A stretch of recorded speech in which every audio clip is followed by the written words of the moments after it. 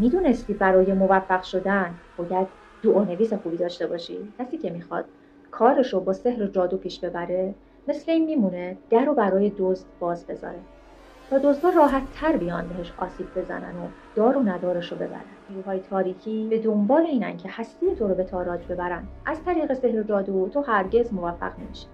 نیروهای تاریکی وقتی وارد زندگیت شدن، بعد از اینکه نشونه‌های دروغین رو بهت نشون دادن و اعتماد تو رو به این مسیر جلب کردن، شروع میکنن به آسیب زدن از طریق بیماری‌ها، حوادث، اتفاقات بد، مشکلات مختلف. کاری میکنن که تو مدام تو این مسیر باشی، مدام برای حل مشکلات تازه بری پیش دعانویس و جادوهای مختلف رو استفاده کنی و نیروهای شیطانی بیشتری رو وارد زندگی کنی و از معبود و خالق خودت که قدرت مطلق جهان هستی است دور بشی و اینجوری نور درون تو خاموش میشه و تو قدم به مسیر تاریکی میذاری.